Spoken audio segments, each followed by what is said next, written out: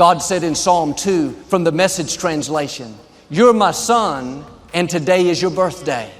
What do you want? Nations as a present? Continents as a prize? You can command them all to dance for you. Notice how big God thinks. What do you want? Nations as a present? Sometimes we're praying for a $3 an hour raise. God's talking about giving you nations. We're praying for a promotion. God's got a business for you to own. We're praying to pay our bills. God's planning on blessing you so you can pay other people's bills. We're looking at the 5 loaves, 2 fish. God's thinking about the 12 baskets full left over. What does that mean? Today is your birthday. On your birthday, more than any other time, you feel entitled to ask for something out of the ordinary. Normally, you don't want anybody to go out of the way for you. But on your birthday, you think, okay, I'm going to ask for that favor. I'm going to ask for that new outfit, for that set of golf clubs. You know, over time as we get older, our enthusiasm may go down a little, but think back to when you were a child. You knew that was your special day. You had a boldness to ask for what you really wanted. A few months ago, a little boy came up to me out in the hallway. He's about 5 years old, and I see him here all the time. He came running up so excited, said, "It's my birthday today." I gave him a big hug and told him happy birthday. And I walked about 5 steps away, and he came back and grabbed my leg and said it again. "It's my birthday." But I know, you just told me 5 seconds ago. And we hugged and did it all again like it was the first time. This happened again and again and again. I could hardly get through the hallway. About the 7th time he came up and grabbed my leg. This time, instead of telling me it was his birthday, he looked up and said, "What are you going to get me for my birthday?" The reason he kept coming back is because he felt entitled to a present. He knew it was his special day. God is saying, when you pray, act like it's your birthday. Come to me with a boldness. Ask me for what you really want. Don't be shy. Don't hold back. Tell me your dreams. Tell me what you're believing for. Ask for the secret things I placed in your heart. When our son Jonathan was a little boy, he liked Power Rangers. He never asked for that much, but on his 6th birthday, he said, "Dad, I want that new Power Ranger that I saw on television." You know, a little action figure. We went up to the toy store, but they were out. We drove to another one and they didn't have it, and another and another and another. Normally, I would have given up, but it was his birthday. I didn't want to disappoint him. Finally, we found it like an hour away. Took half the day to get this little $14 action figure. But as a father, I didn't mind going out of my way. You know, as parents, you'll do anything for your children, especially on their birthday. How much more will your Heavenly Father make things happen for you? Ask Him for your dreams. Ask Him to turn that child around. Ask Him for your healing. You're not inconveniencing God. Well, Joel, God's got bigger things to deal with than me. No, you are God's biggest deal. You're the apple of His eye. You're His most prized possession. Just like I ran all over the city to find that action figure, to give my son what he was dreaming about on his birthday, God will move heaven and earth to bring about His destiny in your life. Dare to ask big. Too often, instead of approaching God like it's our birthday, believing that He'll do something special, we do just the opposite. Joel, I can't ask for what I really want. That wouldn't be right. That'd be greedy. That'd be selfish.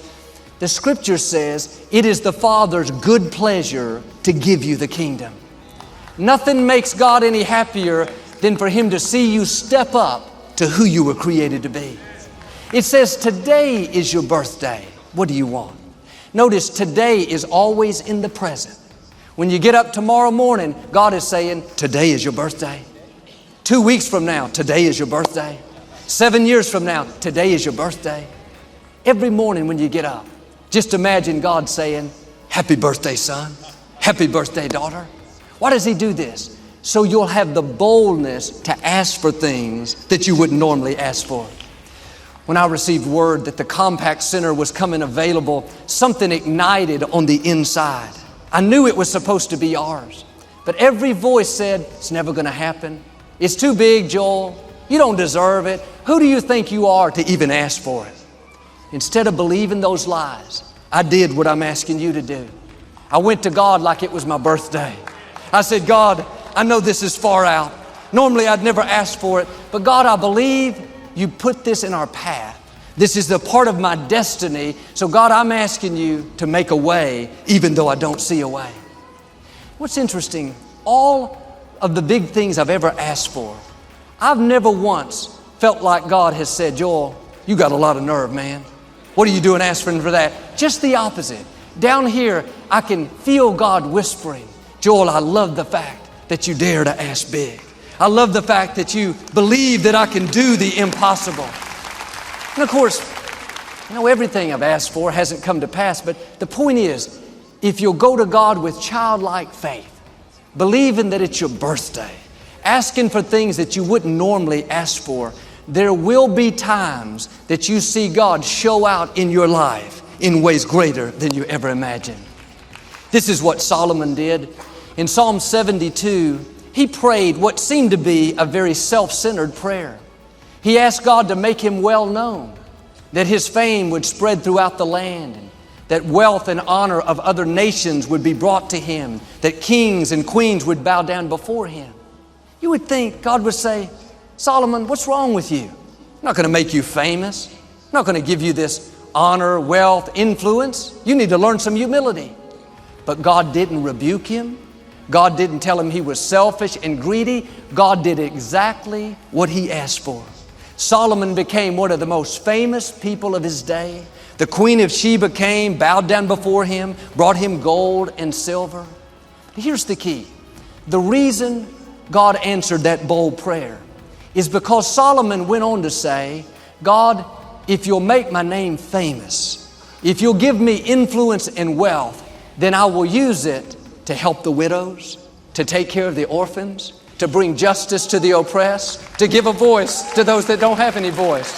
He asked big, not just so he would look impressive, drive the fanciest chariot, live in the biggest palace. It was so he could lift the fallen, restore the broken, help the hurting, to advance God's kingdom. God has no problem giving you influence, honor, wealth, even fame, as long as your dream in some way is connected to helping others, to making this world a better place. And God is raising up a new generation of Solomons, people that have the boldness to say, God, make me famous in my field. Let my gifts and talents stand out. Let my work be so excellent, so inspiring, that people all around me know who I am, not for my glory, but so I can use my influence to advance your kingdom. Whatever field you're in, medicine, sales, construction, accounting, teaching, I dare you to pray, God, make me famous in my field. Let me shine. Give me influence. If you're an architect, God, give me ideas, creativity, designs that stand out. Then use your influence to design the boys' home, design the orphanage. You're a mechanic. God, make me famous. Let me be so skilled, have so much expertise that people come to me to see how it's done. Then use your influence to fix the single mom's car, to mentor other young men, teach them how to do it. You're in the medical profession. God, make me famous. Let me develop procedures that benefit mankind. Then use that influence to help those that can't afford it. There's no limit to what God will do for you if you'll use what He's given you to help others. One time, I was playing basketball with some friends, and I had to leave early to go to a doctor's appointment. A teammate of mine works in the medical field, and he asked me who I was going to see. I said, Dr. Price, a friend of mine. He kind of looked up and said, the Dr. Price? I said, no, just Dr. Price. I've known him for 30 years. He said, is it the Dr. Price that's in infectious medicine? I said, yes, that's him. He said, oh man, he's the best. He's famous. People come to see him from all over. I thought, man, I should start treating him better. But you know what Dr. Price does with his, quote, fame, his wealth, his influence? He uses it to help needy people in third world countries. Every time you turn around, he and his family are coming back from Africa. The organization that he started has donated over $1 billion worth of medical supplies. They vaccinated millions of children. A few years back, Tom's Shoes gave him 1 million pairs of children's shoes. Dr. Price never dreamed he would be where he is today. God made him famous. Not TMZ famous, famous in his field. I wonder what would happen if you would dare pray, God, make me famous. God, make me to stand out so I can make a big difference in this world. There's a young man that attends here named Troy. He comes from a single parent family. His mother has brought him and his brother to church since they were a little child. From the time he was a little boy, he's always had a dream to go to college. In the natural, it didn't seem like this single mom would be able to afford that.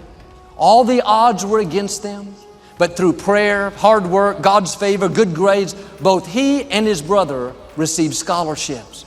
Troy's was to Georgetown University. Not only a scholarship for his undergraduate work, but for his master's degree and his doctorate degree.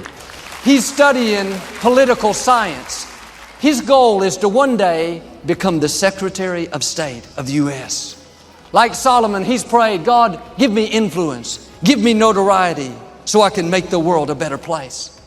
A while back, I was driving on the freeway and I saw this billboard from a junior college. It's a picture of Troy.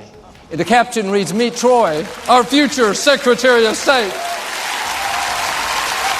Friends, God can make things happen that you could never make happen. He'll make you famous so you can use your influence not only to reach your goals, so you can help others along the way.